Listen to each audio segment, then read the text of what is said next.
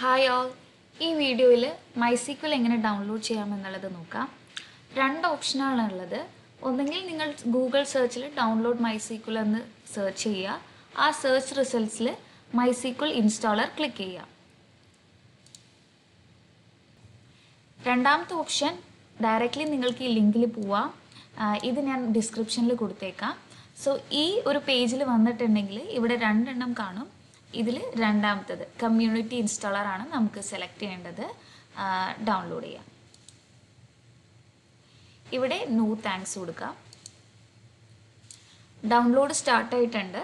Download കഴിയുമ്പോഴേക്കും നമുക്കിത് open ചെയ്യാം. ഡൗൺലോഡ് ചെയ്ത് കഴിയുമ്പോഴേക്കും നിങ്ങളതിൽ ക്ലിക്ക് ചെയ്യുക. സോ ഇൻസ്റ്റലേഷൻ പ്രോസസ്സ് നടക്കും. പ്രോസസ്സ് നടക്കുന്ന സമയത്ത് ഒന്നോ രണ്ടോ പ്രാവശ്യം ഒരു എസ് ഓർ നോ വിൻഡോ വരും. അതിൽ എസ് അടിച്ചു കൊടുക്കുക. ഡൗൺലോഡ് ചെയ്ത് ഇൻസ്റ്റലേഷൻ റൺ ചെയ്ത് കഴിയുമ്പോഴേക്കും ഇങ്ങനൊരു വിൻഡോയിലാണ് വരുന്നത്. ഇവിടെ നമുക്ക് സെറ്റപ്പ് ടൈപ്പ് ചൂസ് ചെയ്യണം. ഫുള്ള് ചൂസ് ചെയ്തിട്ട് നെക്സ്റ്റ് കൊടുക്കുക. വീണ്ടും നെക്സ്റ്റ് കൊടുക്കുക. ഞാൻ ഓൾറെഡി ഇത് ഇൻസ്റ്റാൾ ചെയ്തേക്കണ കൊണ്ടാണ് എനിക്ക് ഇങ്ങനൊരു വാർണിംഗ് വന്നത്. ഫസ്റ്റ് ടൈം ഇൻസ്റ്റാൾ ചെയ്യുന്നവർക്ക് ഇങ്ങനൊരു വാർണിംഗ് വരുന്നില്ല. ഞാനിതിൽ യെസ് കൊടുക്കുകയാണ്. എക്സിക്യൂട്ട് ക്ലിക്ക് ചെയ്യുക. ഇതെല്ലാം കംപ്ലീറ്റ് ആയിട്ടുണ്ട്. ഒരു 1-2 മിനിറ്റ് എടുത്തു എല്ലാത്തിൻ്റെയും ഇൻസ്റ്റാളേഷന് വേണ്ടിയിട്ട്. ഇനി നെക്സ്റ്റ് ക്ലിക്ക് ചെയ്യുക. വീണ്ടും നെക്സ്റ്റ് ക്ലിക്ക് ചെയ്യുക. ഇതിൻ്റെ നെറ്റ്വർക്ക്സും പോർട്സ് എല്ലാമാണ്. നമ്മൾ ഇതിലൊരു ചേഞ്ചസും വരുത്തുന്നില്ല. നെക്സ്റ്റ് ക്ലിക്ക് ചെയ്യുക. വീണ്ടും നെക്സ്റ്റ് ക്ലിക്ക് ചെയ്യുക. ഇവിടെ നമുക്കൊരു പാസ്വേഡ് എൻ്റർ ചെയ്ത് കൊടുക്കണം. പാസ്വേഡ് എൻ്റർ ചെയ്യാം. നിങ്ങൾക്ക് ഇഷ്ടമുള്ളൊരു പാസ്വേഡ് സെറ്റപ്പ് ചെയ്ത് കൊടുക്കണം. നെക്സ്റ്റ് ക്ലിക്ക് ചെയ്യുക. നെക്സ്റ്റ് ക്ലിക്ക് ചെയ്യുക. നെക്സ്റ്റ് ക്ലിക്ക് ചെയ്യുക.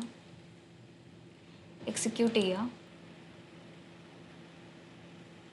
ഫിനിഷ് ചെയ്യുക. നെക്സ്റ്റ് ക്ലിക്ക് ചെയ്യുക. ഫിനിഷ് ചെയ്യുക. വീണ്ടും നെക്സ്റ്റ്.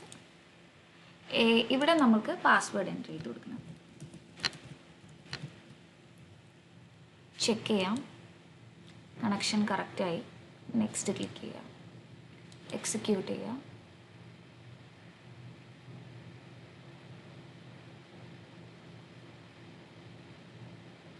ഫിനിഷ് ചെയ്യുക. നെക്സ്റ്റ് ക്ലിക്ക് ചെയ്യുക. ഫിനിഷ് ചെയ്യുക.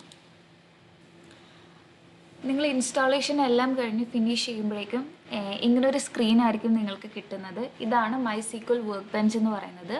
ഇവിടെയാണ് നമുക്ക് SQL വെച്ചിട്ട് പ്രാക്ടീസ് എല്ലാം ചെയ്യാൻ പറ്റുന്നത്. SQL എഡിറ്ററിലോട്ട് പോകാൻ വേണ്ടിയിട്ട് ഇവിടെ ഒരു കണക്ഷൻസ് ഉണ്ടാകും. അതിൽ ക്ലിക്ക് ചെയ്യുക. നമ്മുടെ പാസ്വേഡ് എൻ്റർ ചെയ്ത് കൊടുക്കണം.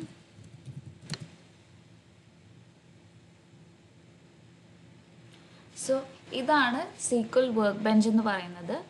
ഈ ഒന്ന് കാണുന്നതാണ്, ഈ ഒരു വിൻഡോ ആണ് നിങ്ങളുടെ SQL എഡിറ്റർ എന്ന് പറയുന്നത്. ഇവിടെയാണ് നമ്മളുടെ SQL കോഡ് നമുക്ക് എഴുതാൻ പറ്റുന്നത്. ഇതാണ് സ്കീമാസ് എന്ന് പറയുന്ന ഓപ്ഷൻസ്. സ്കീമാസ് എന്ന് പറഞ്ഞിട്ടുണ്ടെങ്കിൽ ഇവിടെ ഓൾറെഡി പ്രീ ഡിഫൈൻഡ് 3 സ്കീമാസ് ഉണ്ട്. സ്കീമാസ് ആൻഡ് ഡേറ്റാബേസ് എന്ന് പറഞ്ഞിട്ടുണ്ടെങ്കിൽ എപ്പോഴും രണ്ടും ഇൻ്റർചേഞ്ച് ആയിട്ട് യൂസ് ചെയ്യുന്ന ഒരു വേർഡാണ്. വളരെ സിമ്പിളായിട്ടൊരു എക്സാമ്പിൾ പറഞ്ഞിട്ടുണ്ടെങ്കിൽ നിങ്ങളുടെ വീട്ടിൽ നിങ്ങളുടെ ഡ്രസ്സസ് എല്ലാം സ്റ്റോർ ചെയ്ത് വെക്കുന്ന അലമാര ഉണ്ടെന്ന് വിചാരിക്കുക. സോ ആ ഒരു സിംഗിൾ അലമാരനെ നമുക്ക് ഡേറ്റാബേസ് ആയിട്ട് കൺസിഡർ ചെയ്യാം. ആ അലമാരയുടെ ഓരോ പോർഷനിലും മേ ബി വീട്ടിൽ ഓരോരോ ആൾക്കാരുടെ മെമ്പറുടെ ഡ്രസ്സസ് വെക്കുന്നുണ്ടാകും. അവർക്ക് അസൈൻ ചെയ്തേക്കുന്ന ആ പ്ലേസിനെ നമുക്ക് ഷെൽഫ് എന്ന് വിചാരിക്കാം. ഇനി ഇത് പ്രൊജക്റ്റിൻ്റെ ടേംസിൽ പറയുവാണെങ്കിൽ, നിങ്ങളൊരു റിയൽ ടൈം പ്രൊജക്റ്റിൻ്റെ ടേംസിൽ പറയുവാണെങ്കിൽ നിങ്ങൾ വർക്ക് ചെയ്യുന്ന സിമിലർ ഒരു കാറ്റഗറിയുടെ എല്ലാത്തിനും വേണ്ടിയിട്ട് ഒരു സ്കീമ ഉണ്ടാകും. അല്ലെങ്കിൽ ഒരു പ്രൊജക്റ്റിൽ കുറേ അധികം ടീംസ് ഉണ്ടെങ്കിൽ ഒരു ടീമിന് വേണ്ടിയിട്ട് ഒരു സ്കീമ ഉണ്ടാകും. വേറൊരു ടീമിന് വേണ്ടിയിട്ട് വേറൊരു സ്കീമ ഉണ്ടാകും. സോ ഇതാണ് സ്കീമാസ് എന്ന് പറയുന്നത്. ഈ ലെഫ്റ്റ് പാനലിൽ കാണുന്നതാണ് സ്കീമാസ്.